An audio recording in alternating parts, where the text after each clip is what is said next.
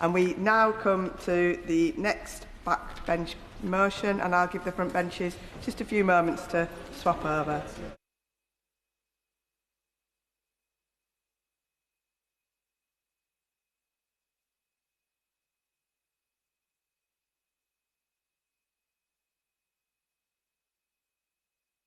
Now come to the backbench motion on mobile connectivity in rural areas, and I call Helen Morgan, who will speak for up to 15 minutes.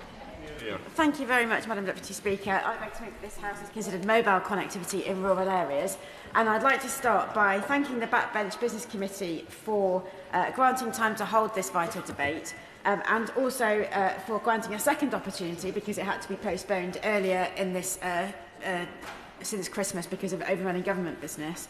And I also need to declare my interest as chair of the all-party parliamentary group on digital communities. Now, as an MP and resident in one of the most rural constituencies in England, I know from first-hand experience just how frustrating it is when you're trying to call your office or your family from a mobile phone. Whether you are at home, whether you're travelling around by car, outside in the countryside, or more rarely, I have to say, by travelling by train or bus, there is always a significant chance that you won't be able to make a phone call or connect to the internet. And this has a very real impact on my constituents' lives. Stories of people being forced to sit in the loft or standing in the one spot with signal in the garden, regardless of the weather, would sometimes be verging on comical if they weren't so serious.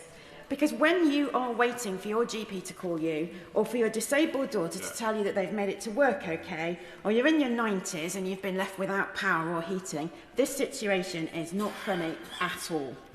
In the words of Terence, a disabled 80-year-old veteran, he said, "What is really annoying is that I'm paying the same amount for my unreliable mobile service that someone in an area with good mobile signal pays." This week, I asked people to share their experiences of mobile signal with a single Facebook post. Within a day, 400 people had commented to share how awful it is in their area. Whether you're in St Martin's or Salatin, in Welshampton or War, it's the same incredibly frustrating story. Another constituent said, "Finding 4G is like striking gold." And it's not just North Shropshire where reliable signal is such a rare commodity, it's the same in rural areas up and down the country.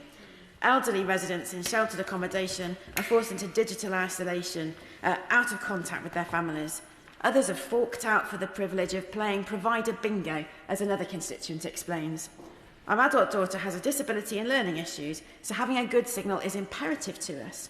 Because of this, all three of us are on different networks, EE, O2 and Vodafone, so that we can work the system and find the best signal available at additional cost to us. This might have been acceptable 20 years ago, when mobile phones were a novel piece of technology and you could rely on letters and landlines. But in 2026, when your landline has been switched to digital and Royal Mail reach you once a week or even once a fortnight, this isn't simply good enough. Mobile phones are an essential part of daily life, yet huge swathes of the country are being forced to cope with a substandard service.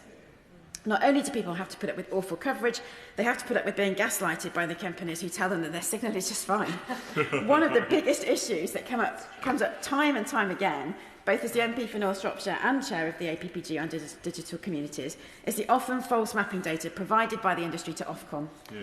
In July, the River Severn Partnership Advanced Wireless Innovation Region, which is funded by DCIT, conducted the UK's largest independent survey of mobile coverage in partnership with Streetwave and supported by over 30 councils through the use of their bin lorry routes.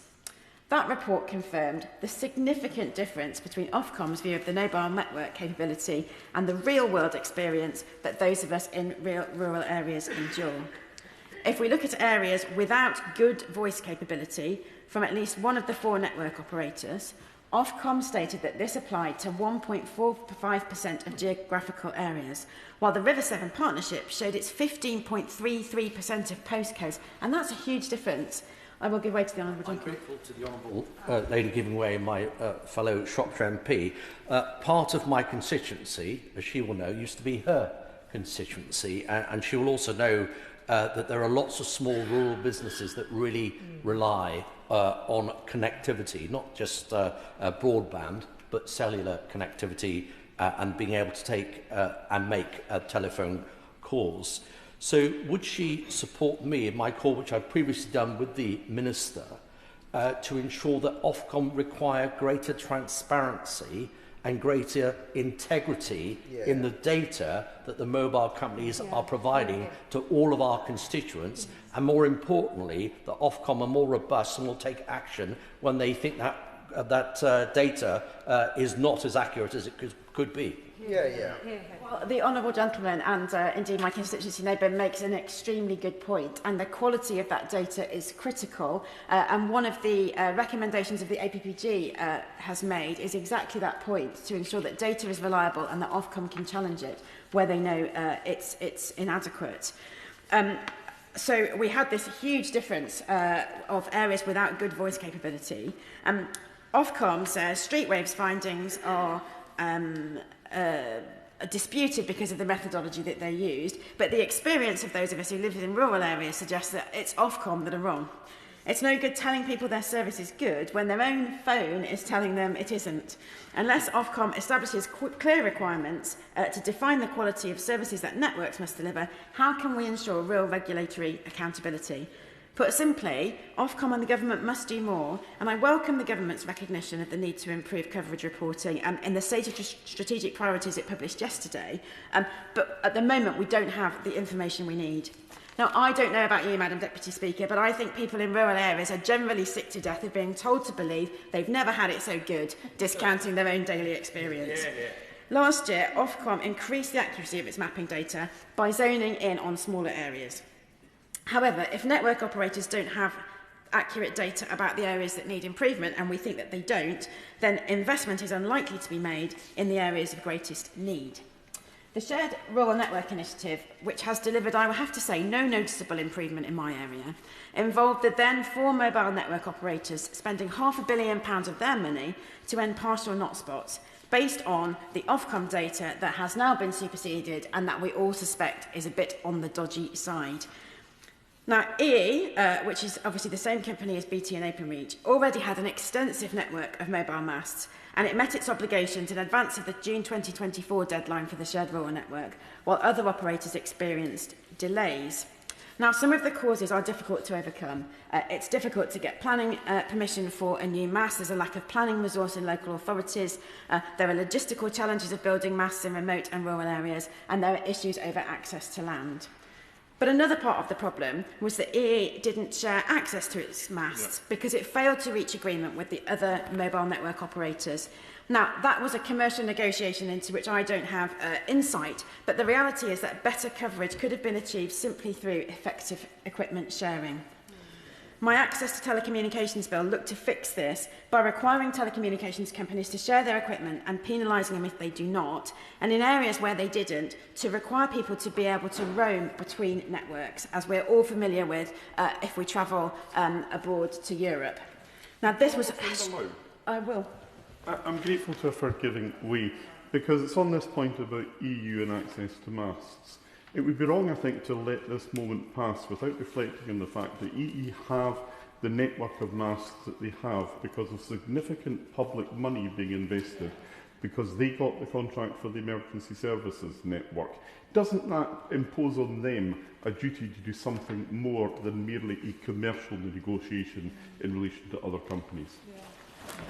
Well, the honourable gentleman makes a good point, actually, my honourable friend, I should say, and right honourable friend, and I'll get it right in a moment, my right honourable friend, makes a very good point about the use of public money and how we develop infrastructure that's fit for the modern age as part of a public and private operation.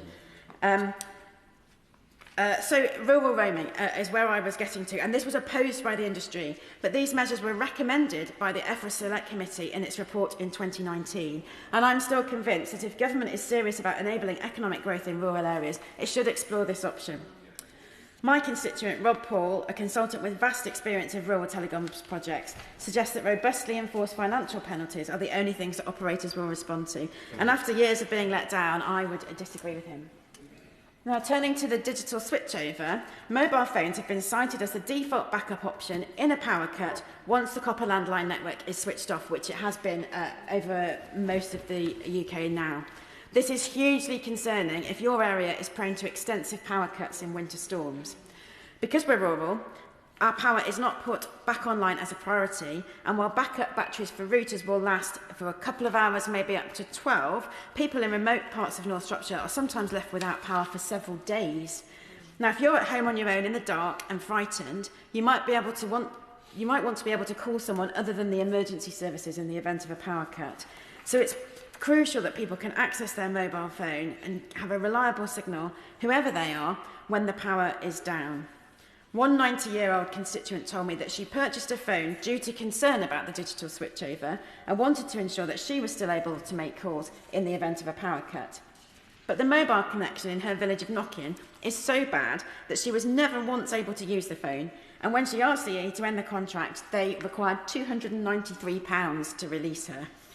And it's not just power cuts either. Hundreds of people in Kinnerley and Ellesmere have been left without any service at all when their broadband cabinet has been taken out by other factors like a fire or a car accident. Peter, who lives in Whittington, has a terminal lung disease. Last weekend, his internet went down for 12 hours. This also meant that his landline was down and there was no mobile signal at his home. If Peter had had an emergency, he would have had no one to turn to.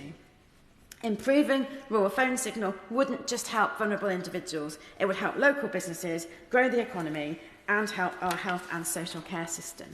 Smartphones are an essential part of daily modern life, whether you're a GP patient needing to book an appointment or request a repeat prescription, or a small business owner needing to take a customer payment.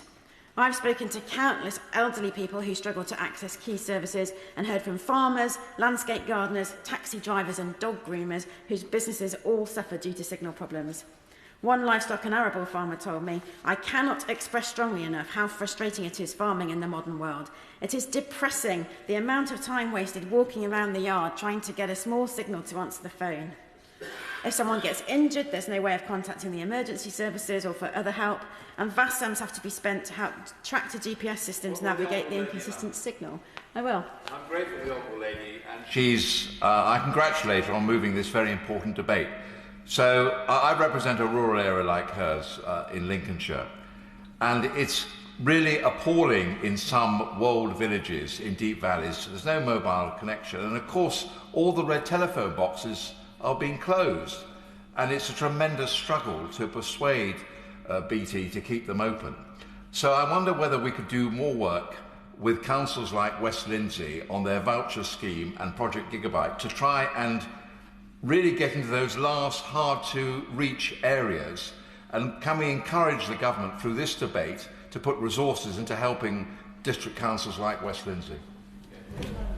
Well, the Honourable Gentleman makes a really, really good point, and we could have had another 3-hour debate, I think, on Project Gigabit and its shortcomings. I am going to mention it, but I wholly agree with him that you can't really consider mobile coverage and broadband separately. They are two parts of the same thing, and the areas that have the worst broadband signal tend to have the worst mobile signal as well. So it's a very difficult problem to resolve. Where was I saying? Oh, so modern farming requires modern technology, and if the signal is inadequate, it doesn't work for them. Being able to rely on broadband would help those who work in an office, but just 50% of rural commercial buildings in North Shropshire have access to full fibre. The announcement of Project Gigabit gave us real hope. But after 2 years, the contract was handed back with just 3.5 of the planned 12,000 properties connected. The word, Madam Deputy Speaker, I would use to describe Project Gigabit is a shambles. My other adjectives of choice are unsuitable for the Chamber. We're still waiting for details of when the rest will be delivered, but meanwhile we continue to pay exorbitant prices for mediocre broadband because Openreach and other companies neglect to invest in our area. Across the House, members are calling for a change in direction for rural digital infrastructure. I'm just conscious of time, so I'm going to just speed up slightly.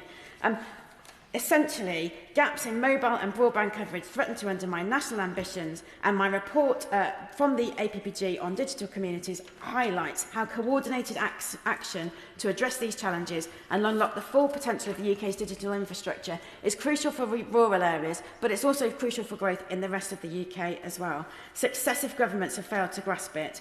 Just look at the emergency services network, which should have been introduced in 2017, and nearly a decade on, we're still waiting for it to be properly rolled out. The government's ambition is to have high-quality 5G in all populated areas by 2030, yet we rank 30th out of 39 developed economies, according to the Social Market Foundation. We know we're lagging miles behind, and we're still trying to make up the ground. And in Shropshire, we'd be grateful for consistent 4G. Yeah. People who live in rural areas pay the same or even higher fees than people in towns in return for a second-rate service. We must be given the connections we need to reliably access modern life. But successive governments have treated rural places with disdain, telling us that everything is great when we can see for ourselves that it's not. It will bring far more money into the Treasury and unlock the huge potential of the rural economy if the government will finally see sense. So I hope that the Minister will address the abject failure of the shared rural network and gigabit projects and outline a sensible strategy for delivering rural infrastructure in the future. Thank you. The question is as on the order paper, and if members can limit the remarks to around 5 minutes, and then we should be able to get everybody in. Leigh. Thank you, Madam Speaker. And I thank the Honourable Member for North Shropshire for bringing forward this important debate. Mobile connectivity remains a real concern for many in rural communities, especially in my constituency of Stafford, Eccleshall and the villages. It affects how people run their businesses, how they keep in touch with family, and how they keep safe, as my honourable friend referred to, particularly on isolated roads and farms. But I do want to begin by acknowledging the great progress that has already been made in this area. My experience of the shared rural network and its extended coverage to around 280,000 homes and businesses after 500 million of investment has been positive. Particularly that investment, recognising the importance of that investment, has made such a difference to Staffordshire. My constituency is about 40% rural, about 60% of people living in towns, and there's such a marked difference of their experience of connectivity. But the gap is still quite stark, so nearly half of rural deprived areas are not classed as 5G hotspots, compared with just 2.7% of urban deprived communities. And in rural areas, only 20% of mobile masts have 5G deployed, compared with 48% in urban areas. So those figures show that while coverage may look strong on national averages, rural communities are feeling that gap and feeling left behind. The issue is raised with me and my team regularly. So residents in Mare, in Whitmore, in Acton Village have all contacted me about unreliable mobile access. And that leads to dropped calls, weak indoor signal and stretches of road with no coverage at all. And that's just part of their daily lives living in rural areas. Would the member give way on that point? Yes, of course. I thank the member for giving way and for the excellent speech that she's making. Similarly, in my constituency, also with a number of villages, such as Eddingale and Clifton Campville or Harleston, I surveyed them to ask how bad this was, and I had results that 49% say their mobile connectivity was so bad that they weren't able to work from home or even run their business. So does she agree that this really has to be a priority so that our villages are not left behind? I thank my honourable friend for intervening. As a fellow Staffordshire MP, I think probably broadly the issues we're experiencing are very similar, but it echoes exactly what I hear in my constituency, particularly the point actually about working from home. Many people have said that to me. And for farming businesses particularly, which I've got many in my constituency, the impact is even more clear. So the NFU's most recent survey found that only 22% of respondents report reliable mobile signal across their entire farm. Nearly 1 in 10 have no 4G or 5G access at all, and at the same time 98% say mobile signal is really important for their business. So here in this House we're regularly asking farmers to access schemes online, communicate digitally with our agencies and adopt new technology, yet many are operating with poor or really patchy connectivity, and the gap between need versus access is stark. So in the village of Church Eaton, residents had endured years of really poor mobile coverage, at times unable to make 999 calls or receive NHS alerts, despite a mast having already been built under the shared rural network. The infrastructure was actually there, but it had never been switched on, which left the village in limbo, but also residents, let's be honest, really, really annoyed. But working closely with the determined residents, and I pay tribute to them, and the parish council who've campaigned on this for many years, I raised the issue in here, and directly Vodafone 3's leadership got in contact to help get that site back into the company's investment plan. And I'm really pleased that following that joint effort and constructive engagement, the mast has been running since September, bringing reliable 4G coverage into the village for the first time. But it shouldn't really take an MP standing up here for that to happen. The infrastructure was already there. It wasn't waited for. But what it has meant is stronger coverage for not only the Vodafone 3 customers in the village, but also a wide variety of other signal providers. But what I want to do is place on record my thanks again to the parish councils across my constituency who've worked on this issue for years. They regularly gather evidence, they engage with providers, and they keep the issue alive. And I do believe that their persistence is invaluable in making progress in this space, because as more and more public services move online, access to stable mobile and broadband connectivity becomes even more important. Rural communities should not be left waiting while national averages improve on paper. So we need faster delivery of the shared rural network to eliminate the total not spots, alongside support for a mix of technologies to reach hard-to-access areas. But most importantly, rural communities must have confidence that they're not an afterthought in any rollout plans. People living in villages, on farms and down country lanes deserve the same reliable connectivity as anyone else. And I think closing that gap is essential for fairness, productivity, but also increasing opportunity in rural Britain. We have some wonderful businesses, some wonderful local farms that really want to develop, and this can really hold them back. So I'd love to hear what steps the Minister is taking to advance this and involve rural communities in this moving forward. Point of order. Thank you, Madam Deputy Speaker.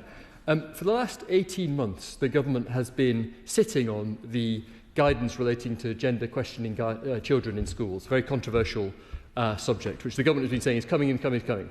It's become apparent in the last half an hour that they now plan to publish this guidance at 4 o'clock today, just moments before the House goes into recess for a week. Madam Deputy Speaker, it is hard to see this as anything other than a deliberate attempt to avoid the scrutiny of this House on an important issue. What can we do to put this right? I thank the honourable gentleman for his point of order. As he will be aware, it is up to the government as to whether they want to make a statement, but I will make sure that Mr Speaker is aware. Thank you. I now call John Lamont. Can I start by congratulating the Honourable Member for North Shropshire for securing this important debate. And my speech is going to echo many of the remarks that the Honourable Member for Stafford has just made. I suspect we're going to get a lot of consistency across the House, because I'm going to be talking about mobile connectivity in my own constituency in the Scottish Borders. In an age when digital access is a necessity, too many rural communities remain cut off, not only by geography but by inadequate infrastructure and poor decisions by mobile phone providers. Now, we often speak in this place of levelling up and ensuring no part of our country is left behind. Yet for many of my constituents in the Scottish Borders, making a reliable phone call, sending a text or accessing mobile data is still a daily challenge. In some areas, residents must stand in a particular spot or drive up to the top of a hill just to get signal. This is simply not acceptable in 2026.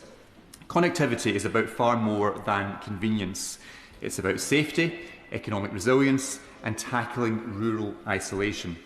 Farmers operating machinery, elderly residents living alone, small businesses processing payments, and families keeping in touch all depend on reliable phone networks.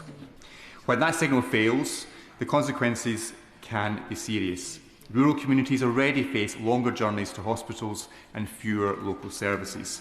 Unreliable mobile coverage only deepens the divide between rural and urban Britain. Now, one point, Madam Deputy Speaker, which has not yet been touched on is smart meter connectivity, because that's a particular concern in many of my communities. Households have been encouraged to adopt smart meters to improve efficiency and accuracy, yet in many rural areas, poor mobile coverage means that these meters cannot function properly. Constituents are left with devices that cannot transmit readings automatically, undermining confidence in both the technology and the wider energy transition. In rural households, if rural households are asked to modernise, the supporting infrastructure must be fit for purpose. I'm also deeply concerned by the decision by many mobile phone providers to switch off its 2G and 3G network signals. Whilst modernisation is undoubtedly necessary in many rural areas, these networks remain the only reliable option. Turning them off before a robust 4G or 5G alternative has been fully in place risks leaving residents with worse service than what they had before. Now, this decision affects not only phones, but telecare devices, alarm systems, payment terminals and agricultural equipment. Vulnerable individuals relying on telecare linked to legacy networks could face serious risks if signals are withdrawn prematurely. Now, I know from my own experience just driving around my constituency in the Scottish Borders and having spoken to my neighbour, the Right Honourable Member for Dumfriesshire, Clydesdale and Tweeddale, we are finding it increasingly difficult to do our work as MPs as we travel around our constituencies, because in the past we had relatively good mobile phone signal, but because of the decision of the network providers to drop the service, the ability to use your phone is lost. And when you raise it with the phone providers, they say it's all fine. This is a point that the Honourable Member for North Shropshire made in respect of the Ofcom data.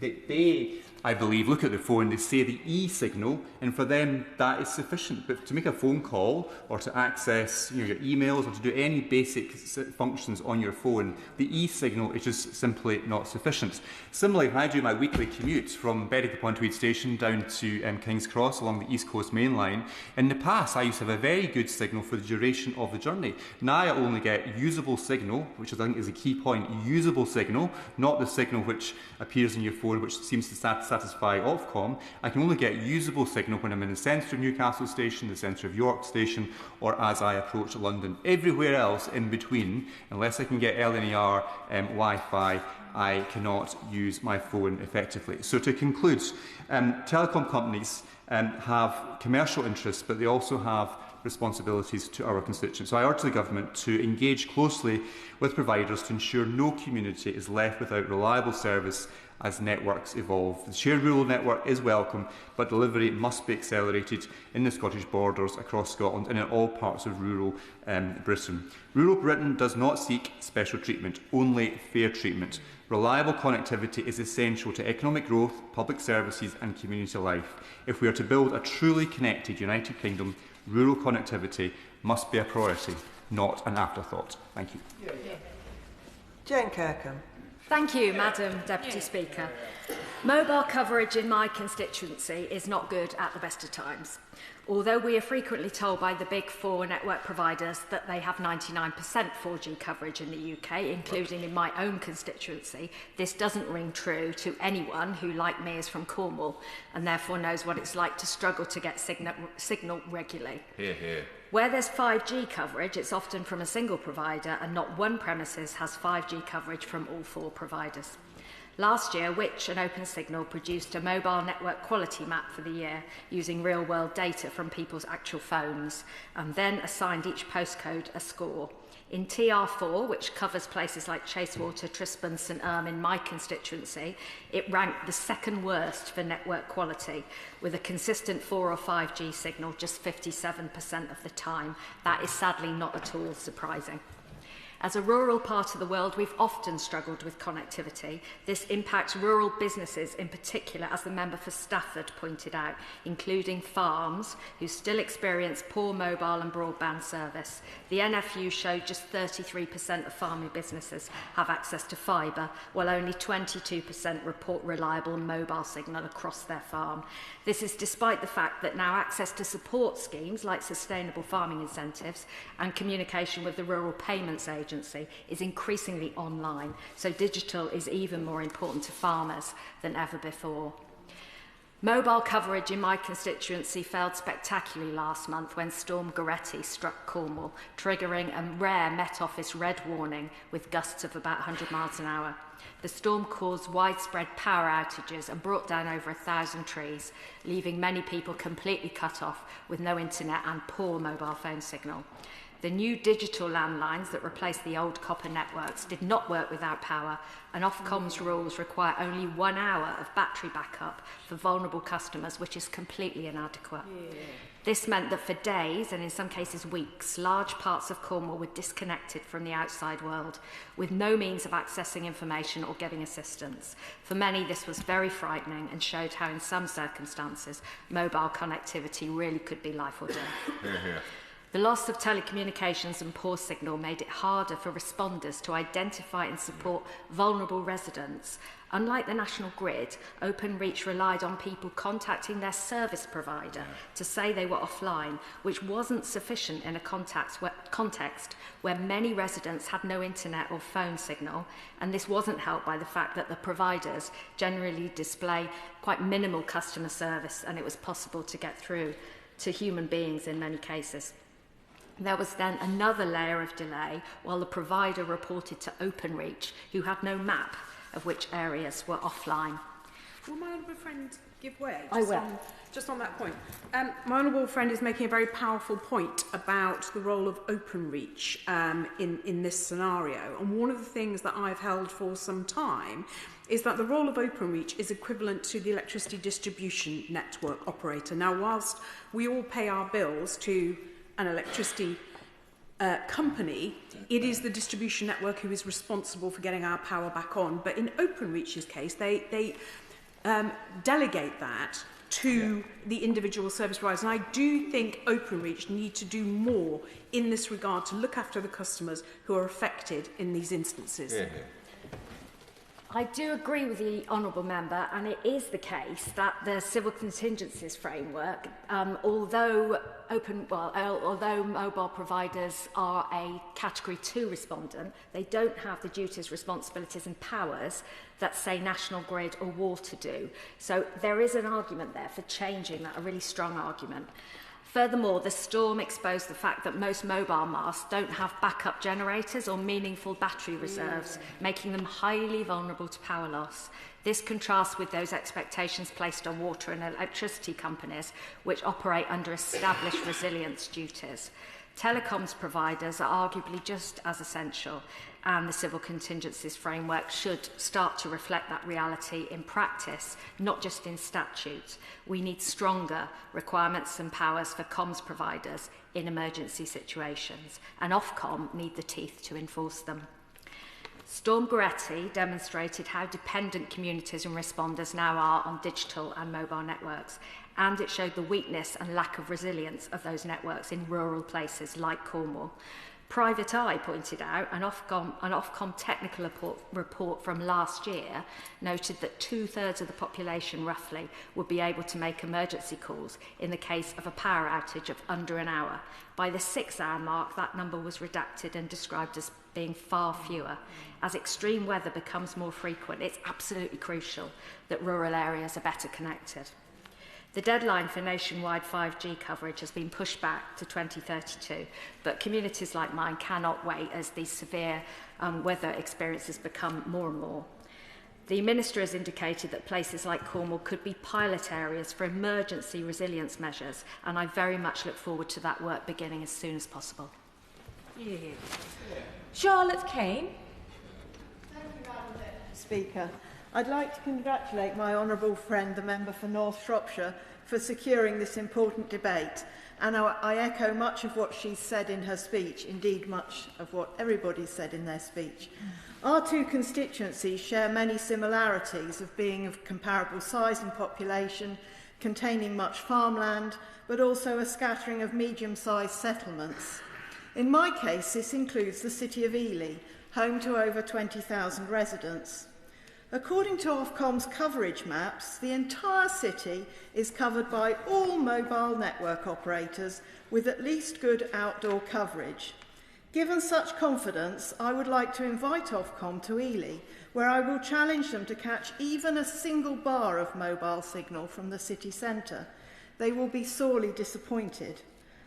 Of course, the government could listen to independent data from a number of different sources, which reports remarkably poor mobile service in areas of my constituency that Ofcom claims are covered. Alternatively, they could simply listen to local people. In Ely, they'd hear from local business owners who can't get the signal for their card machines in the market square, or residents such as my constituent Alan, who's gone through 4 unsuccessful attempts to install a smart energy meter in his home because of inefficient mobile signal. And of course, not only is that irritating, but it means he can't get the cheapest options on his fuel because they're all for people who have working smart meters. Or the new city centre restaurant business who can't take orders because they can't get internet or mobile signal in the middle of the city centre. Rather fittingly, in a debate about mobile connectivity, the major failure in the government's approach thus far appears to be one of a total lack of communication and connection with the lived experiences of citizens on the ground. The government claims that it has reached 96% mobile coverage across the country. I'm sorry, but thousands of my constituents in Ely and East Cambridgeshire, and I'm willing to bet in almost every other rural constituency, would beg to differ. Given the way the government is assessing coverage, serious doubts are raised over the sincerity of its connectivity goals overall, including the rollout of the shared rural network. Although this is due to be completed by this time next year, the government seems to have minimal capacity to actually direct investment and new infrastructure to reach its goals, relying instead, as we've heard, on the mobile network operators who put commercial interests above the interests of our constituents. Will the Honourable Member give way? I will. I'm really grateful, and one of those commercial operators is, of course, O2. I have a constituent, Martin Ferdinando, who contacted O2 over 40 times. He was offered a handset, a new 5G SIM, an escalation to the Ombudsman, and in the end a £125 goodwill payment. Would she agree with me that our constituents don't want all of these goodwill payments? What they actually want is a functioning mobile system that would be developed if we had a proper shared rural network. I thank the Honourable Member for his intervention, and I entirely agree. They don't want compensation, they don't want apologies, they want a mobile signal that they can rely on. And how can they have confidence that their digital connectivity will improve if Ofcom doesn't engage with a reliable reporting system to direct investment in response to on-the-ground needs? I have to say, on the other side, there's a bit of my constituency that allegedly has no connectivity, and every time I've gone there, I've had no problem getting a mobile signal. So ironically, there are some places where it's better than they think. In an era where public services are moving increasingly online, rural and digitally excluded populations risk becoming increasingly isolated. Good mobile connectivity must be considered a basic necessity and not an object for compromise. It's especially essential for accessing emergency service, defibrillators and on-call healthcare. A major concern for the many farmers in my constituency who experience lower than average health outcomes and work in more accident-prone environments and yet have very limited connectivity. Madam Deputy Speaker, I think the government would agree with me that we should move towards greater access to healthcare in the community, foster social connection and ensure safely policed neighbourhoods. But key to each is guaranteeing the rights of all, including those in rural areas, to swift and ready access to mobile signals. More than this, it also means a reliable process of reporting and mapping real terms coverage and capacity of mobile networks. Fundamentally, improving rural mobile connectivity must start with genuine two-way communication. Will the Minister now agree to overhaul Ofcom's coverage maps so that it is tied to real-time data and revise the coverage goals of the shared rural network accordingly so that my constituents and the many others we've heard about can finally get the assurance that reliable connection is on its way and on its way soon? Julie Mims. Thank you, Madam Deputy Speaker, and can I thank the Honourable Member for North Shropshire for bringing this delayed but very important debate. My constituency of Carlisle includes the very rural area of North Cumbria, bordering Scotland and Northumberland. It is beautiful, remote and in parts devoid of mobile coverage. The lack of mobile connectivity is a particular issue in winter months, as we've already heard, when snow and wind not only blocks roads but brings down power lines. And as has been said, the shutdown of the public service telephone network means that a loss of power to landlines, coupled with a paucity of mobile coverage, now leaves many of my constituents not only without telephony, but without any means of letting their electricity network, distribution network, know that they have no power at all. It is a year since Ofcom published the findings of its consultation on mobile RAN power resilience, and I will forgive members if they have not read it as I have. Now, currently the regulator suggests a minimum backup duration of just 4 hours for mobile RAN sites, that's a mast, and a minimum duration of, as we've heard, 1 hour for battery backup units for fixed line phones.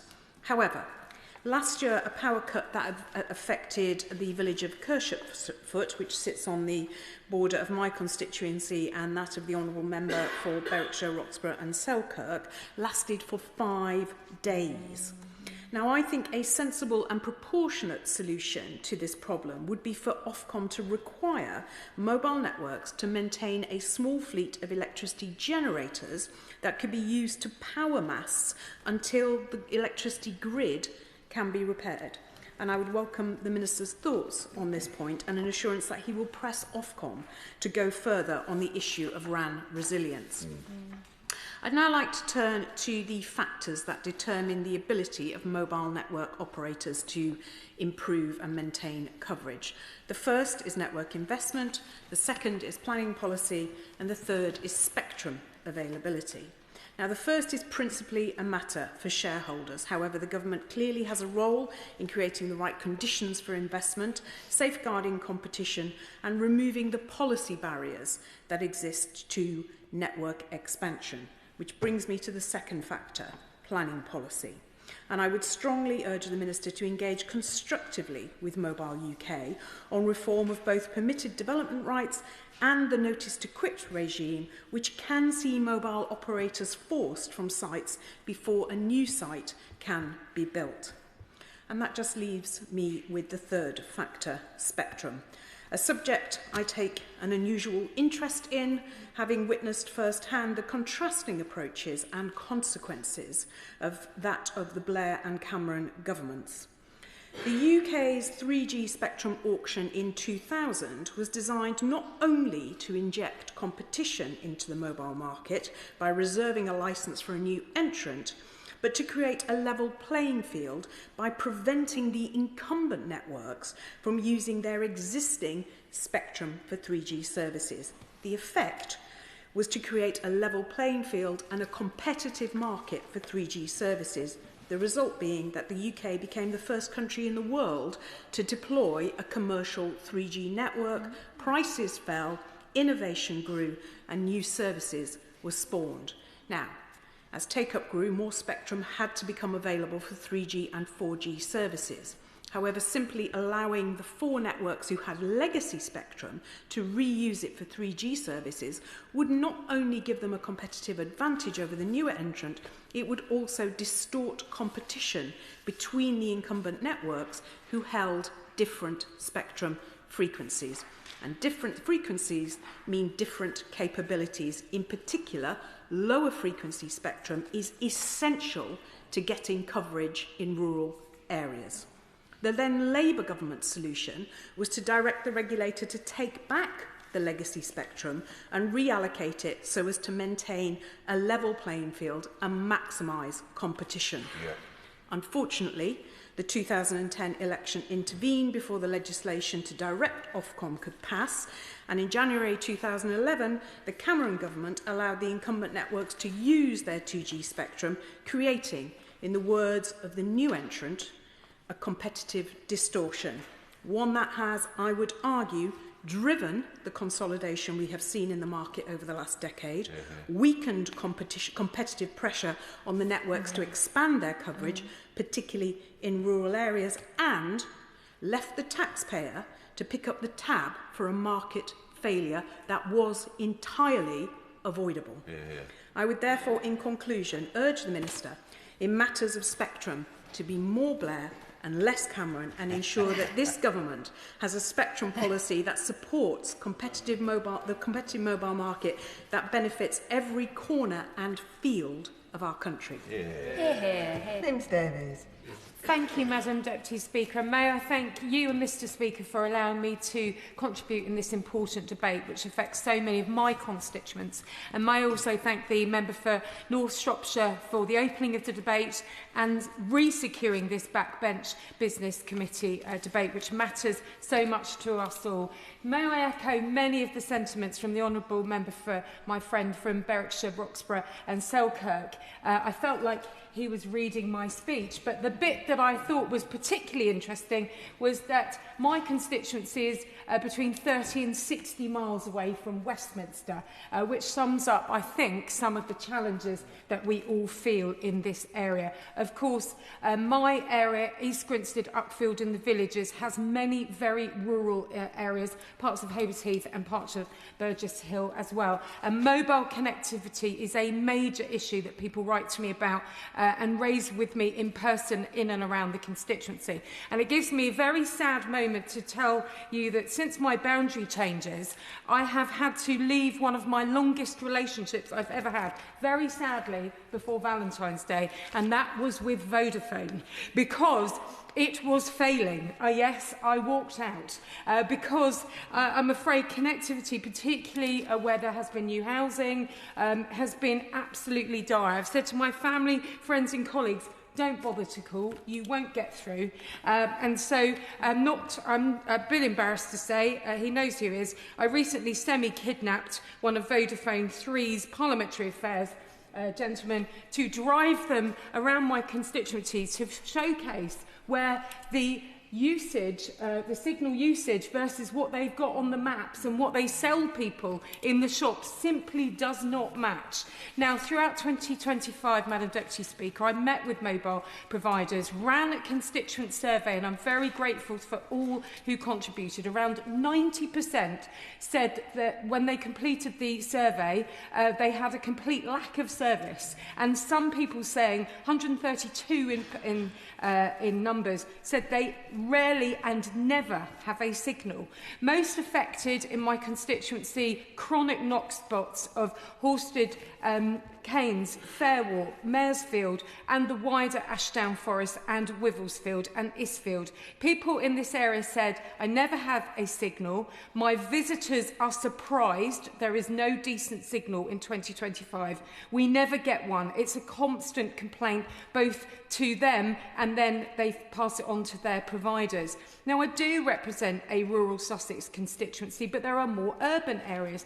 They report problems too. In East Grinstead, my constituents say, in the town centre, it is almost unusable. And the outskirts, miles away, down in the village of Ashurst Wood, almost dead zones. And the Honourable Lady for Stafford, not in her place right now, said going online is near impossible. And it has been my parish councils who've been doing much of the heavy lifting in terms of representing across the constituency. Dropped out calls, people cut off, power cuts, people unable to do online banking, purchases failing because verification codes sometimes take days or don't come at all. People who are self-employed, remote workers, or indeed people who are trying to run small or micro businesses.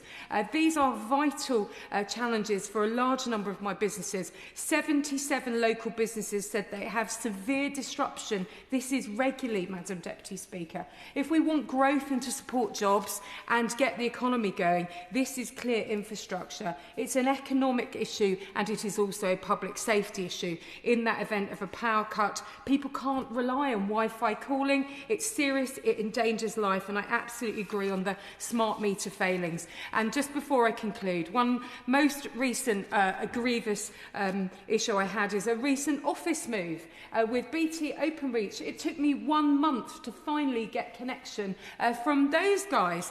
That's a month with my constituency office with no broadband. So I would love the Minister to meet with me and many of us, because we're universally connected in the fact that we have no connectivity. And I think this needs to be seen as an essential service. just like water, but don't get me started on that. Thank you. Perran. Whereas, Madam Deputy Speaker, and I'd like to also thank the member for North Shropshire for securing this debate for the second time. In rural areas like my constituency in Camborne, Redruth and Hale, the challenges of infrastructure and connectivity differ substantially from those in urban settings. And decision makers too often hold outdated assumptions or misunderstandings about the differences between rurality and remote coastal areas like Cornwall. Policy reform is urgently needed, and if you can fix it in Cornwall, you can fix it anywhere. Substandard critical infrastructure that normally attracts little attention from policymakers only becomes visible to them when it fails. And as the honourable member, my honourable friend from Truro and Falmouth has already said, that's precisely what happened on the evening of the 8th of January. Residents across Cornwall received red weather warnings as winds up to 111 miles an hour blasted roofs from buildings, bringing down telephone lines and ripping huge trees from the ground. Around 200 telegraph poles were brought down, hundreds of metres of cabling were destroyed by fallen trees, and entire areas became completely inaccessible. At the peak of the storm, more than 120,000 homes lost power. The engineers and the workers on the ground have been exceptional, and I want to commend their commitment and professionalism. But the reality is that too many of my constituents still lack basic mobile connectivity. As again, members from Carlisle and Truro and Falmouth have commented, there is the requirement for backup power for masts, the failings of both Ofcom and Openreach. But I was pleased to meet Minister Lloyd yesterday along with Cornish colleagues to raise these issues directly. Alongside the immediate disruption, we also face the ongoing problem of the system reverting to business as usual after the crisis. According to Cellnex, based on data from Ofcom, all 6 Cornish constituencies appear at the bottom of the UK mobile connectivity list. The Mobile Market Review, running until the 21st of April, is a crucial opportunity to change that. We fundamentally need a higher standard of service quality and robust and transparent measurement so that improvements in mobile connectivity actually translate into the benefits for customers. I will give one. I'm grateful to him, and he's talking about the frustrations in Cornwall that my constituents really can relate to. It's peninsula-wide across Devon and Cornwall. Only 52% of Mid and East Devon is covered by 5G, and that's compared with 62% nationally. Would he recognise that this is about our remote southwest peninsula? Yes, I would, but I'd also say to him that there are other parts of the United Kingdom, not just in southwest England and Cornwall, but also in areas further north, as we've heard about. And it really is, for me, an opportunity to focus on those areas so they're not left behind in the digital transition. And this is why it's so important, Madam Deputy Speaker. The government is investing tens of millions of pounds in critical minerals and renewables in order to unleash the Cornish Celtic tiger. But that investment is designed to unlock private investment into those growth sectors. But investment will be directly hamstrung by the paucity of mobile communications. And it's fair to say that in Cornwall, as well as other places, we are frankly fed up with being left behind in the digital transition. So when he gets to his feet, would the Minister please commit to taking this moment to work across government to transform Cornwall's mobile communications weaknesses into a strength so that businesses can grow and no one is left in the dark with no way of communicating with the outside world ever again? Madam Deputy Llefarydd, and can I thank and congratulate the member from North Shropshire for securing this debate. Over the past 20 months or so, since coming into this House, I think that rural connectivity has been the most constant issue in my inbox. And not surprising, really, when you consider my constituency is 69% rural and still suffers from a large number of not spots. A report issued by Vodafone in November 23 found that nearly half of rural deprived areas are classed as 5G not spots, whereas the same can only be said of 2.7% of urban deprived areas. And Ofcom's Connected Nationals report, published in November 25, provided further evidence of rural areas lagging behind urban areas in both 5G and 4G access. Both these reports show how rural connectivity falls short of what urban areas receive. And over the past few years, the shared rural network, which is funded through private investment and public money, has worked reasonably well in Caerfyrddin, with an additional number of masts being built in hard-to-reach areas. However, like my honourable friend from Stafford mentioned, we have a situation where in my constituency 2 mobile masts have been built, both on shared rural network scheme. Neither has been switched on. The mast in Myddfai has no power, but is ready to go. But Vodafone has yet to turn on the network. In Llanwynio, the mast has been built, again over a year ago, but there is still no power connected to it. This was due to be connected in January, i.e. electric in, but on the timescale that Myddfai has been built on, we could be waiting another year before connectivity is switched on. And this really is not good enough. Public purse funding has been poured into both mast projects and nothing to show for it, at a time when digital connectivity is seriously needed. Broadband access in the rural parts of my constituency is also not good enough. Rural businesses, including farms, now rely on connectivity for all transaction, for banking, tax and VAT returns, for BCMS, for CTS reports, etc. And of course payments in our rural village shops. But the results from the National Farmers Union Rural Digital Survey is worrying.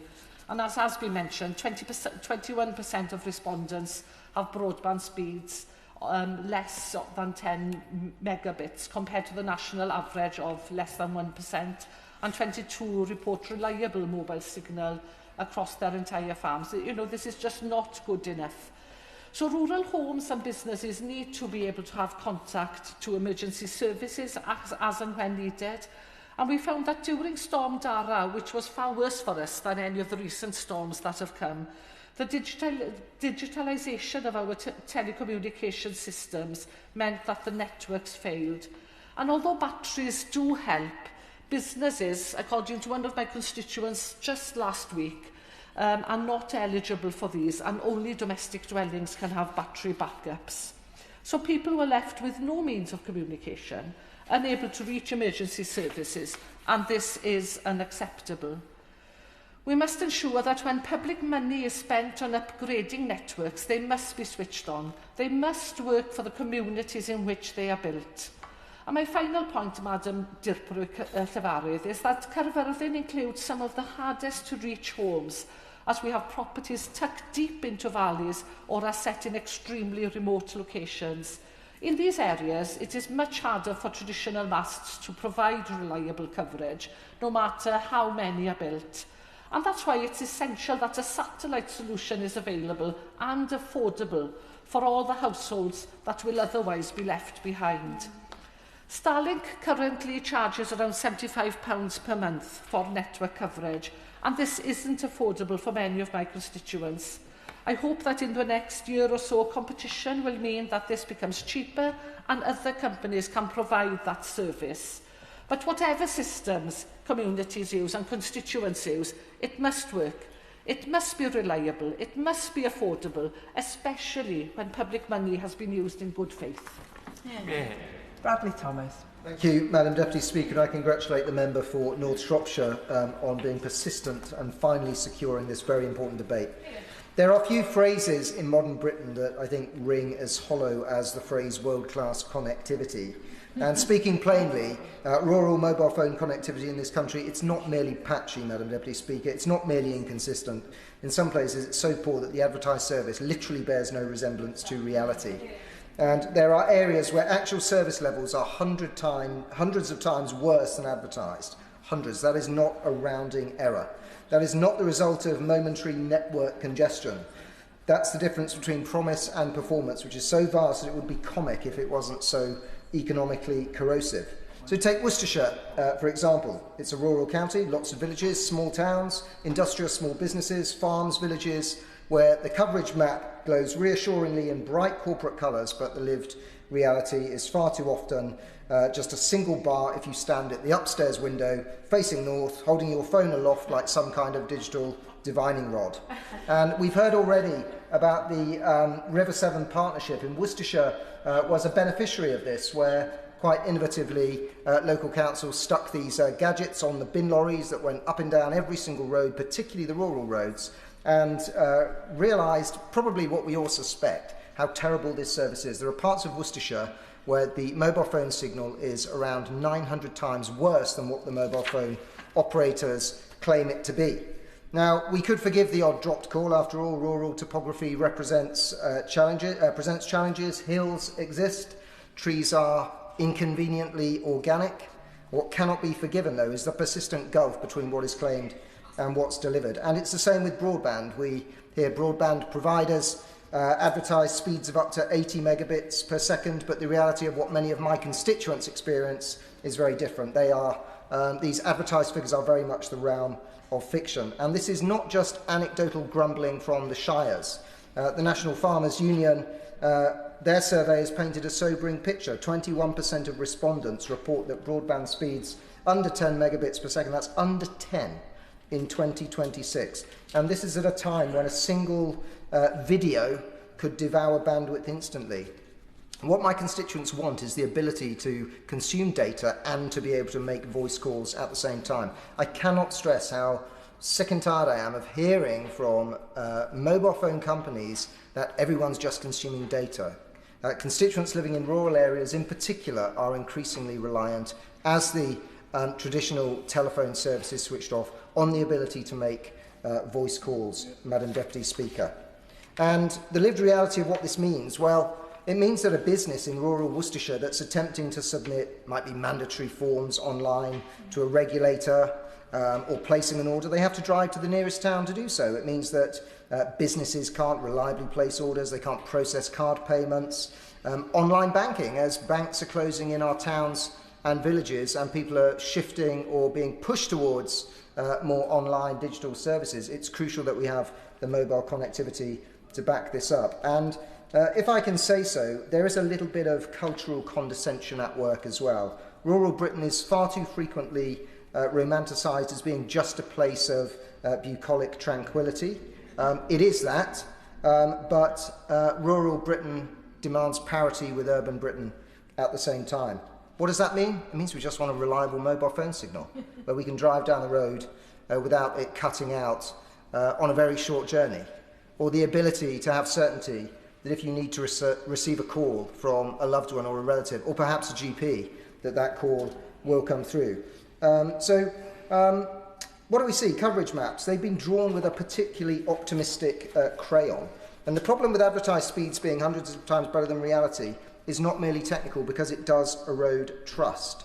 Quite often these conditions are laboratory conditions. They don't bear any semblance on reality. So I invite the mobile phone companies to come and do a very thorough inspection across Bromsgrove and the villages, and I'll be very happy to follow the example. I will give way.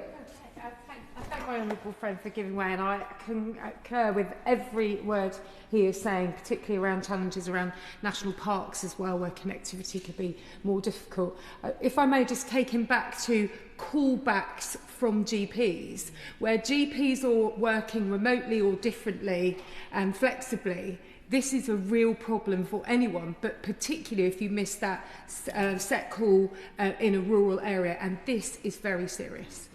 And I thank my right honourable friend for her intervention. She's spot on. I have constituents who have contacted me because they've missed out on crucial calls that have come from GPs and other supporting services that they require, particularly older residents. So this is about the safety and well-being of our constituents as much as it is about connectivity and the economy. So in the limited time that I've got, Madam Deputy Speaker, just a few points I would implore the government to focus on. So firstly, transparency must improve.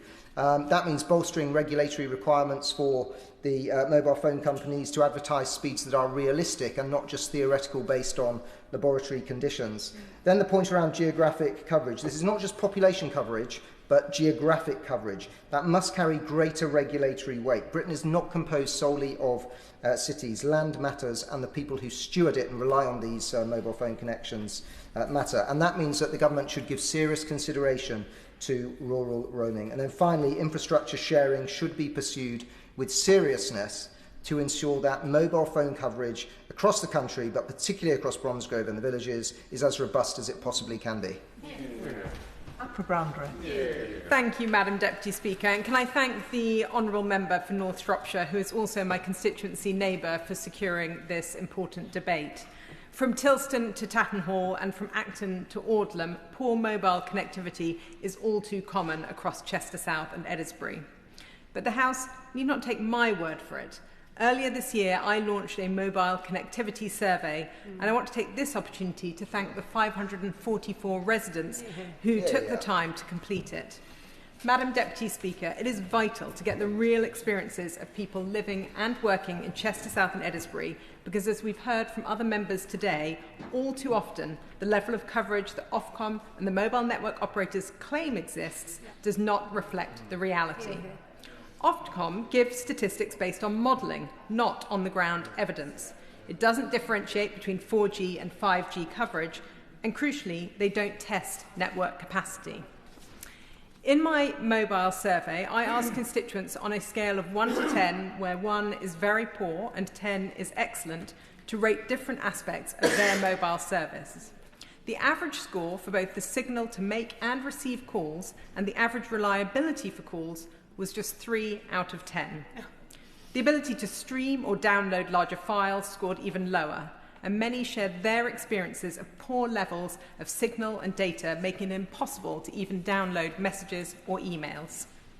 I also asked whether constituents could get a usable phone signal in the main areas of their home. Of the 544 respondents, almost 300 said they could not. Madam Deputy Speaker, it's worth pausing to reflect on that. Over half of my constituents surveyed cannot get a usable mobile phone signal in their own home. That is simply unacceptable in 21st century Britain. The consequences of this are very real. We know that since the pandemic, more people are working from home, making reliable connectivity vital. According to the Office for National Statistics, nearly 10 million people in the UK are hybrid workers, with a further 5 million working exclusively from home. This is now a fundamental part of our modern economy. If the government is serious about economic growth, then addressing poor mobile connectivity, particularly in rural areas, must be part of that plan. But the impact is not only economic, it is social. Digital isolation compounds physical isolation. Not being able to rely on a mobile connection to contact friends, family or support services can have serious negative impacts on mental health. There is also a safety dimension to this issue, Madam Deputy Speaker. As more services become digital by default, rural residents are increasingly disadvantaged, unable to reliably take calls from doctors, carers or other essential providers. Constituents have raised concerns about being unable to make calls in emergencies, particularly in more remote rural areas. That is not simply inconvenient, it is dangerous. Madam Deputy Speaker, what my constituents need is meaningful action. So can I urge the Minister to consider the views of people across Chester South and Eddisbury who completed my mobile survey, and in the Government's response, share what steps are currently being taken to work with providers, particularly in the rural context, to address the unacceptable gaps in coverage. For work, for school, to make doctor's appointments or to connect with friends, we need reliable mobile connectivity. And I will continue to push the Government, so that every village, whether it be in Audlam, in Wimbury, in Wrenbury, in Malpas, in Tattenhall, Tilston, Farndon, Christleton, and so many more, get the connection they rightly expect and deserve. James McCleary. Thank you, Madam Deputy Speaker. May I congratulate my honourable friend, the member for North Shropshire, on securing this really important debate. One of the things that is most often in my constituency mailbag is digital connectivity, as it affects thousands of my constituents. Something that has become as essential to modern life as electricity or roads. The issue is absolutely fundamental to the future viability of rural communities, not just in my constituency of Lewis, but across the whole country. I want to start by sharing some examples from constituents who have been in touch with me recently, real people facing real problems in their daily lives. There is a woman, for instance, living in Deanland Wood Park, a park home site in my constituency, who can only use her mobile phone when she's out and about. Let me be clear what that means. In her own home, the place where she should feel most comfortable, secure and connected, her phone is essentially useless to her. Then there is a couple living in the village of Berwick. One is on Tesco Mobile and the other is with Vodafone. Neither of them can receive calls when they're at home. This is not merely an inconvenience, Madam Deputy Speaker, it is hugely impactful on their work. He has had to completely change how he communicates with clients, relying entirely on email and WhatsApp because he simply cannot depend on phone calls. And here is what truly concerns me. Her father is in a care home and he does not always get through when he calls. Honourable members can imagine the stress this causes when an elderly man trying to reach his daughter and the technology simply failing him, failing both of them. Their phones work perfectly well when they leave Berwick. It is purely a problem of coverage in the village itself. I recently heard from a couple who have moved to my constituency from rural Staffordshire. They were shocked, genuinely shocked, to discover they have no signal whatsoever in their new home in East Dean. They had moved from one rural area to another, and somehow our connectivity is even worse than what they had left behind. At one of my recent advice surgeries, I spoke with a farmer from the same village who was dealing with the same problem. And this is where it becomes really serious. What happens if someone on his farm needs to call the emergency services? What if there is an accident, a medical emergency or a fire? Every second counts in those situations. And it's not just emergencies. Try doing online banking, try running a business, try doing any of the things that we're all expected to do online these days, and those of us in towns and cities can take largely for granted. A gentleman in the village of Upper Dicker who has to regularly drive to his son's house just to use his phone because his signal at home is so poor. Every time a website needs to text him a verification code, something that happens more and more these days, he is stuck. He cannot access his bank account, he cannot log into government services. He cannot do any of the things we are increasingly required to do online. According to research published last year, the UK has the worst average 5G download speeds of all G7 countries. We're not slightly behind, Madam Deputy Speaker, we are dead last. And when one looks at rural coverage specifically, the picture is even more concerning.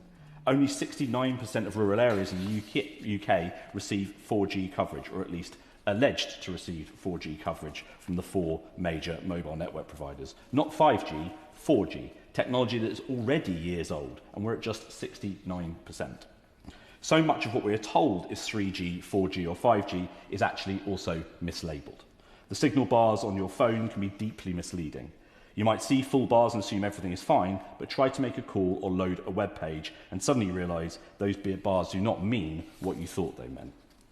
In rural areas, poor connectivity is fundamentally undermining the viability of our communities. It's not just annoying, it is existential. Young families cannot move to rural areas or stay there because they can't work from home. Businesses can't operate effectively, elderly residents can't stay in touch with family or access online health services. Farmers can't use modern agricultural technology. Students can't do their homework. The digital divide is no longer just about cities versus countryside. It is about whether rural communities can survive and thrive in the 21st century. The inequality of provision as the 5G network is rolled out is deeply concerning. It is simply wrong that people should be disadvantaged because of where they live. Your postcode should not determine whether you can fully participate in a modern society. We must ensure that improving broadband and mobile connectivity starts with the hardest to reach areas first. Not as an afterthought, not eventually, first. I've recently met with Vodafone, who are responsible for the rollout in our part of Sussex, to press this point. The government must prioritise major investment in broadband as well for underserved communities, because here is the economic argument. Investment in these areas will help unlock vast potential of our rural communities. Research has demonstrated that ubiquitous 5G could add £159 billion to the UK economy by 2035.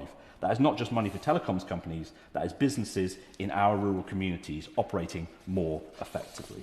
I'm asking on behalf of my constituents for the government to live up to its promises, to invest properly in rural connectivity, to ensure that companies like Openreach and Vodafone communicate clearly with residents and meet their commitments. Because the woman I mentioned in Deanland Wood Park deserves to use her phone in her own home. The couple in Berwick deserve to do their jobs and stay in touch with their elderly parents without constant stress. The farmer in East Dean deserves to know that if there's an emergency, he can call for help. The gentleman in Upper Dicker deserves to log into his bank account without driving across my constituency. My constituents deserve better, and rural constituencies across the country deserve better too, Madam Deputy Speaker. I come to the Front Deputies and Liberal Democrat spokesperson, Anna Sabine. Thank you very much, Madam Deputy Speaker, and I really thank my colleague, the member for North Shropshire, for bringing forward this debate about a subject that she knows so much about and is such a passionate campaigner on.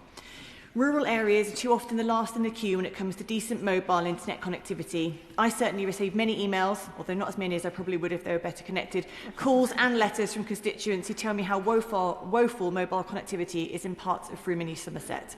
One elderly constituent told me how anxious she is that she or her husband will suffer a fall and have no way to contact emergency services as their home has no mobile signal. The Liberal Democrats believe that mobile coverage is a basic utility and is as essential these days as running water.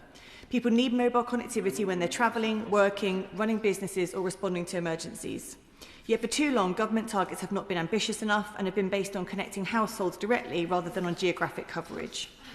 The government claims to have reached 95% of geographic broadband coverage, but residents in rural areas tell a very different story, and the problem lies in how coverage is measured. In the village of Road, a constituent wrote to me about persistent signal black spots throughout the village. He told me he no longer expects to receive any mobile signal by his home. Ofcom's mobile coverage checker suggests he should have strong outdoor signal from every provider, but his experience proves otherwise. This is why we support a nationwide programme to install hyper-fast fibre optic broadband across the UK with a particular focus on connecting rural areas. Ofcom's capability to understand coverage relies on measurement based on 100 by 100 metre by 100 metre grids, which means that vast swathes of rural areas are underserved in areas like Road. More accurate techniques based on smaller grids would offer better coverage pictures to allow for targeted support. Rural businesses are crying out for better connectivity. A survey by the Countryside Allowance found that 85% of rural businesses cited their connectivity as poor but manageable, with 80% saying better quality connectivity would be the single largest improvement to their business. In the town of Midsummer Norton, a fairly sizable market town in my constituency, Zen Rebel Studios has long struggled with poor mobile signal and inadequate broadband. Mobile reception inside their premises is extremely limited, and despite being only a few metres off the high street, they've been unable to secure an extension of the fibre network. As a result, only a handful of people using their cafe can currently use their Wi-Fi at any one time before the system crashes. That's simply not sustainable for a modern business. And this really matters for productivity. Rural areas are 18% less productive than the national average. Closing this gap would be up to £43 billion in England alone, creating hundreds of thousands of jobs in areas too often blighted by underemployment. Some rural stakeholders have complained about a lack of transparency about where coverage improvements will be delivered. It's ultimately up to the mobile network operators to decide where to deploy coverage. The government and Ofcom don't have legal powers to force them to build masts in specific locations. But when the Honourable Member for Rhondda and Ogmore served as Minister for Data Protection and Telecoms, he convened a working group with MPs and mobile providers to explore how to accelerate mast installation and improve rural mobile coverage. Unfortunately, this hasn't yet been restarted under the current Minister, and I hope he will consider reinstating it. But, Madam Deputy Speaker, I want to conclude by raising something that hasn't come up yet today, but which I think is a consequence of rural connectivity failure that goes beyond economics or inconvenience. I have a constituent who, after leaving a long-term coercively controlling relationship, experienced sustained cyber intrusion by his former partner over several days. He reported it to the police and obtained a crime number, but his abuser retained sole control of the broadband account for the home in which he was living. Because the coercive controller was the named bill payer, my constituent couldn't take over the account. His former partner explicitly refused to release it, even when requested during separation proceedings. And here's where the absence of mobile coverage becomes critical. At my constituent's property, there is zero mobile signal, in fact in the whole village. Broadband was his only means of communication. His abuser controlled whether he could make a telephone call, access support services, or even work. Through locked devices connected to the network, he remained vulnerable to surveillance. A private security sweep costing £5,000 discovered his TV soundbar had been configured as a listening device. He had to live with his Wi-Fi turned off, only activating it when absolutely necessary, leaving him feeling desperately vulnerable and unable to call for help during the moments when it was on. He contacted his broadband provider 4 times, and while staff were compassionate and escalated the situation, there was no safeguarding protocol available to them and no mechanism to transfer control. His former partner continued controlling his internet access and which devices could connect. Currently, broadband is regulated as a consumer contract, not as a central infrastructure, whereas an energy supplier would have had to recognise domestic abuse and allow account transfers. Telecommunications providers face no such duty. When reviewing rural connectivity policy, will the Minister also consider requiring telecoms providers to have such safeguarding mechanisms? Will they ensure that where police evidence documents abuse, broadband control can be transferred to the person at risk? I'm sure the Minister hears similar frustrations from his own constituents, as we've heard today, and I hope he recognises how urgently these issues need addressing. If we're serious about protecting people, supporting rural communities and enabling economic growth, then we must treat digital access as the essential service it has become. Thank you. Shadow Minister Peter Fortune. Thank you, Madam Deputy Speaker, and I congratulate the member for North Shropshire for securing this debate and the Backbench Business Committee for granting it. I would also like to thank all members for their valuable contributions. The previous Conservative government understood how important UK-wide mobile and broadband coverage is to the public and to our economy. That is why it put in place ambitious plans to ensure that people across the United Kingdom have access to this essential infrastructure regardless of their location. The shared rural network, announced in 2020, secured significant investment of around £500 million from the largest mobile network operators. Under the SRN, private investment is complemented by government funding for the construction of masts in the most underserved locations, with additional coverage provided by the Emergency Services Network programme. For 4G, the Conservative government set a target of 95% geographic coverage from at least one mobile network operator by the end of 2025. By January 2025, 30 government-funded mast upgrades went live, enhancing local connectivity without erecting new masts. And according to Ofcom, as of July 2025, 96% of the UK landmass had 4G coverage from at least one operator, exceeding the previous government's target. I'm proud of the last Conservative government's record of delivery under the SRN, and I welcome that the current government maintains the coverage commitments made under the scheme. However, despite the progress made up to this point, there are still some acute challenges, as we have heard from members today. If I go to my honourable friend from Berkshire, who talked about the reality of living in rural areas with poor coverage, which was echoed by the member for Stafford, and the impact it has, especially on farmers. And I think it was an important point about the switch from 2G to 3G and not rushing that process. The member for Ely in East Cambridgeshire, she will let us know if Ofcom take up her very generous offer to come and visit, and knowing how beautiful Ely is, they would be mad not to. My honourable friend for East Grinstead and Uckfield, I was very sad to hear that she'd split up with Vodafone, but sad. It is sad, but with Valentine's Day just around the corner, perhaps there is the opportunity to reconnect. And it's my first time. And it was also good to hear from the member from Caerfyrddin, who's having similar issues with Vodafone. Could I suggest she takes a leaf out of my honourable friend's book and kidnaps one of their government relations people and maybe gets her way that way? My friend from Chester South and Eddersbury was, as ever, on the front foot, serving her constituents with her mobile survey and highlighting the issue of digital isolation and the impact that can have on mental health. And my honourable friend from Bromsgrove talked about the impact on online banking with the closure of front counters. We need that connectivity in order to keep these services alive, as was echoed by the member from Lewis, who talked about the impact on real people. I was sad to hear that for my honourable friend to take a text message, he had to run upstairs and hang out of a window to get some reception. Now I know that. I will give way. I thank him for giving way. For avoidance of doubt, I did not have to do that, but I know many people who do. Thank you for that clarification. It saves me a bit of time, as I was going to spend all weekend texting him.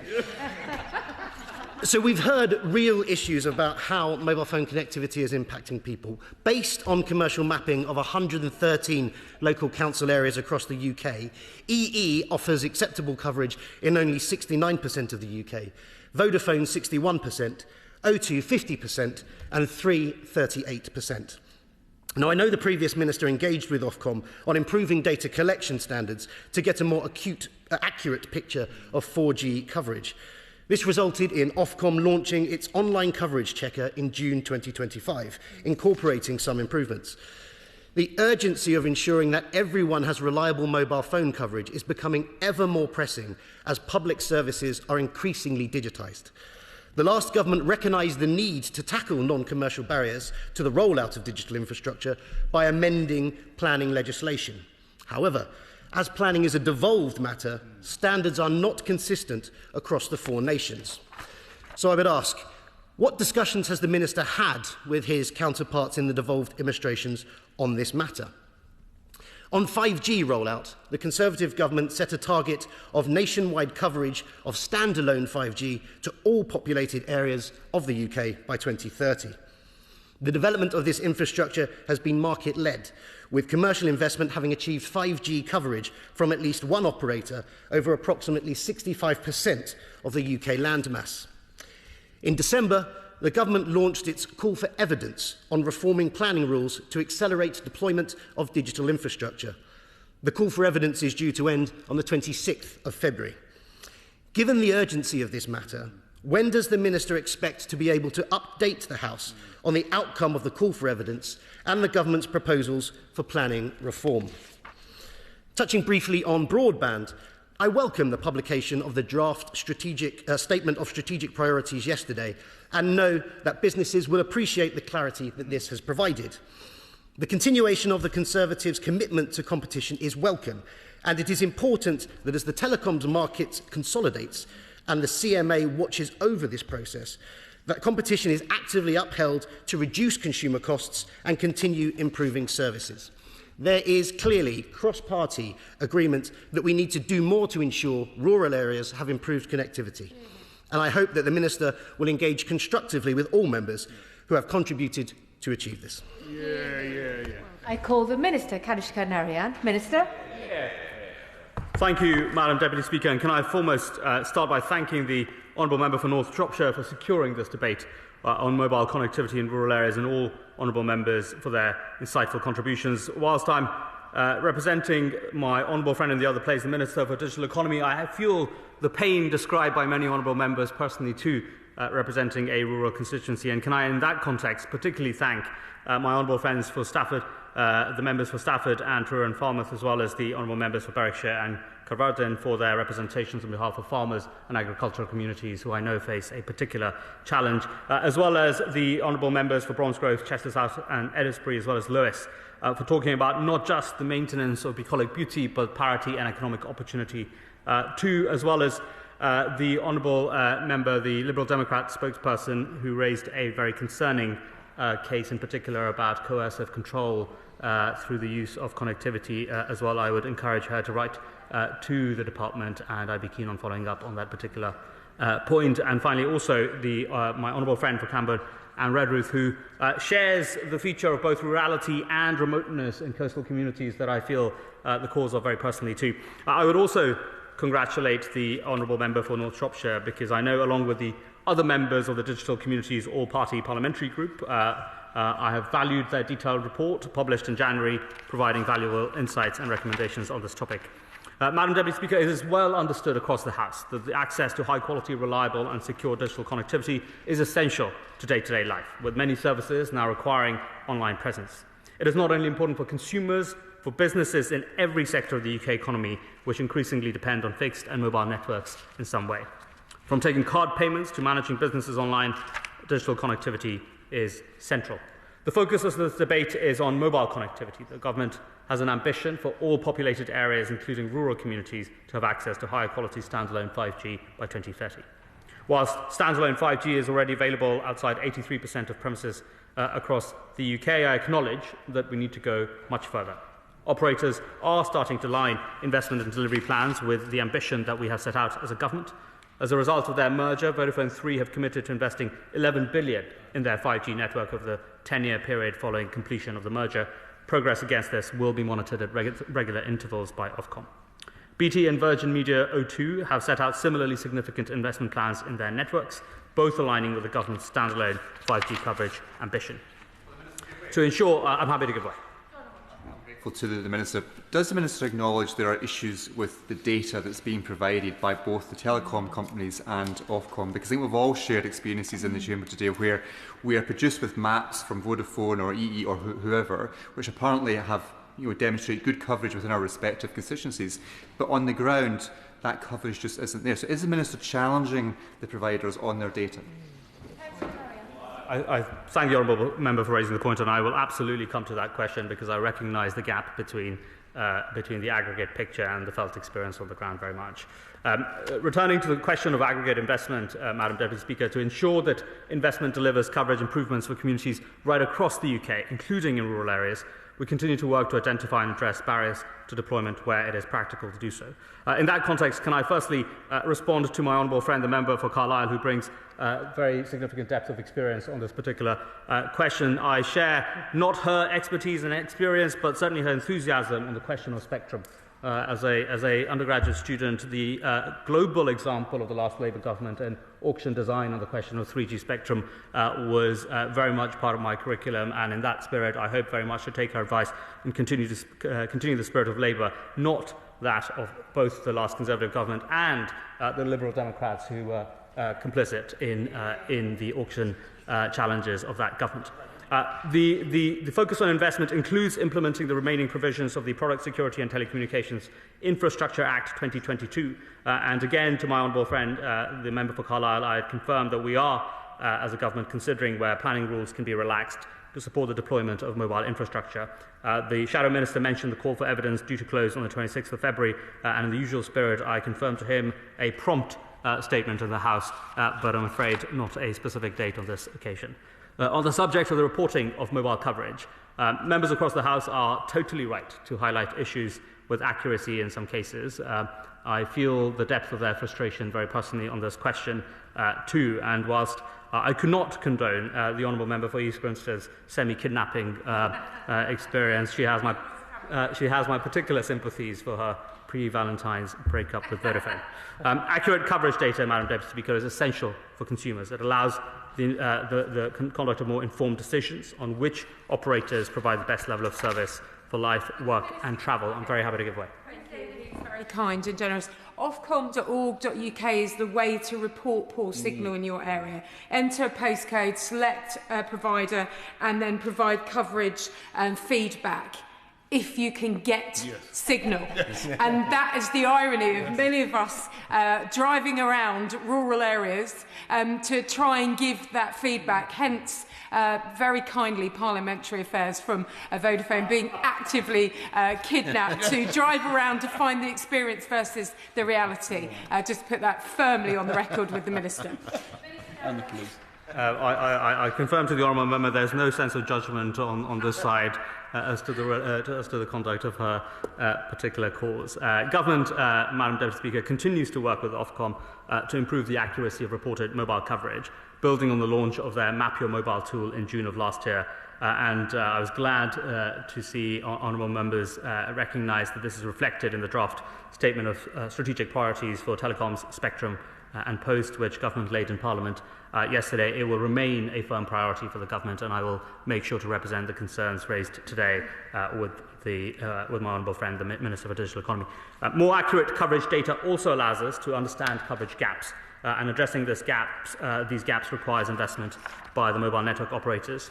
The government recognises that the investment climate has been difficult for the mobile sector in previous years. We are committed to working with industry to support their investment in our networks. That is why we are undertaking a mobile market review to understand the factors impacting the sector's ability to invest.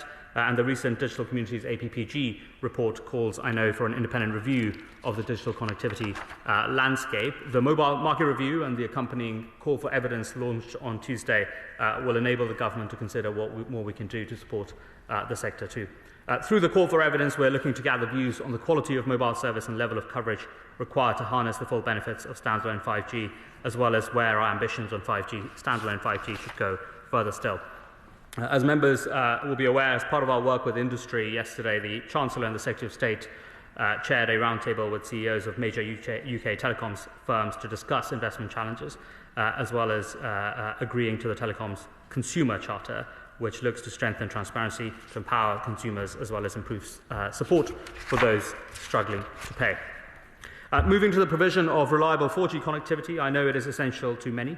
At the spending review in 2025, the government committed to continue delivering 4G coverage in areas with little or no coverage. The shared rural network has helped to deliver 4G mobile coverage to 96% of the UK landmass from at least one operator and 81% from all four.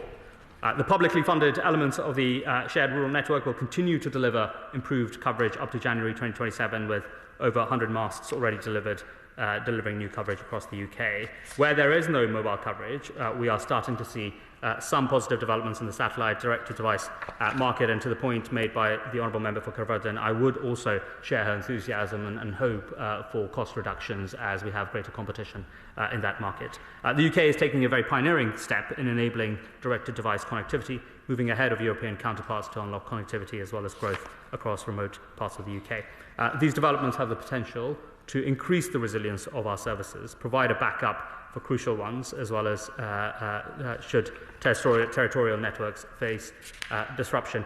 Madam Deputy Speaker, having coverage alone is clearly not important enough by itself. As members have raised very clearly, there needs to be confidence that mobile networks will be available in the most difficult of times and that they're secure against threats. Whilst the Telecom Security Act introduced a world-leading regime for the protection and security of these contexts, I know there's more work to do, and in particular I appreciate the points made right across the House on the resilience of mobile services to power cuts. We welcome that Ofcom are completing a detailed regulatory review on this question. I will be sure to make sure the points raised today in the House are represented as part of Ofcom's considerations, in particular my honourable friend for Carlisle's concerns around possible ways of ensuring duration of support as backstops. I will be sure to convey in that context. Madam Deputy Speaker, we will ensure that the guidance for public telecommunications providers reflect evolving technologies, emerging threats, reflect input for industry, as well as expert advice from the National Cybersecurity Centre. And before I finish, just to address specific points raised by members, to the Honourable Member for East Grinstead, I'd be very happy to make sure that the Minister for Digital Economy meets with her as part of her recurring surgeries. To my honourable friend from Camborne and Redruth, I know he's a strong cross-government champion for Cornwall on all questions, and I will continue to make sure that we play our part in supporting his strength of advocacy.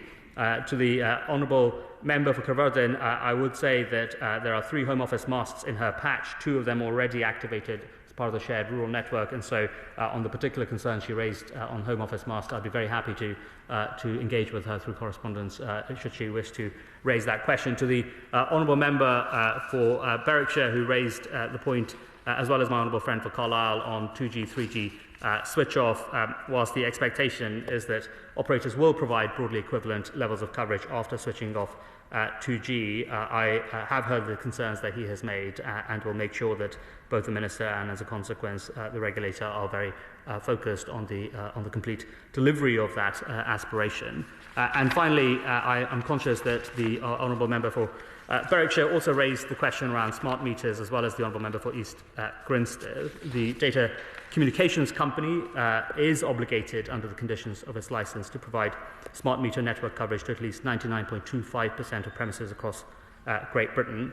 One solution where those who don't currently have smart meter wider area network coverage, which the DCC and government have decided to focus on, involves harnessing customers' broadband connections to also carry out smart metering communications. And so we are looking at how we can use modified smart meter communications hubs as well as additional devices to be able to plug the gap. That is not to say that we won't continue to focus on how we can ensure mobile connectivity plays its part in that context as well. Madam Deputy Speaker, I am sure you wish me to come to a prompt conclusion, so can I first and foremost just thank the Honourable Member for North Shropshire, all Honourable Members for their contributions. I will continue with them to continue champion mobile connectivity across our rural communities. Helen Morgan to wind up. Thank you very much, Madam Deputy Speaker. I just wanted to thank all honourable and right honourable members who've contributed to this debate. I'm very conscious that it's the final Thursday afternoon before a recess, and it just shows how important this is to our constituents that so many people have come along and made good points. And I will be very brief, bearing that in mind. I have sort of done a lot of work in this over the last year because of the activities of the All-Party Group, and it's testament to the value of a backbench debate that I've learnt quite a lot this afternoon as well. So I just particularly wanted to pick up on the point from the member, from the honourable gentleman for Berwickshire, Roxburgh and Selkirk, on the point about deteriorating signal. In many areas, this is a problem that's getting worse, not better, and we need to really focus in on that. And I think probably the issue there is because of the quality and the capacity of the signal rather than the coverage. We're using coverage as a shorthand, and we need to have a high-quality, high-capacity signal in all of those places too. The Honourable Lady for Carlisle made some very good points about spectrum and licensing, and I fear that have the 5G licenses already having been issued without those quality parameters in them mean that there has been a missed opportunity. And the Honourable Lady for Caerfyrddin mentioned the importance of satellite solutions in filling in some of those gaps which might overcome some of the issues around planning, actually. So I hope that the Minister is looking at that in the future as well. And I would just like to thank everybody once more. Thank you. The question is, as on the order paper, as many that appear and say aye? Of the contrary, no. The ayes have it. The ayes have it. I'll give the front benches a few moments to shuffle over.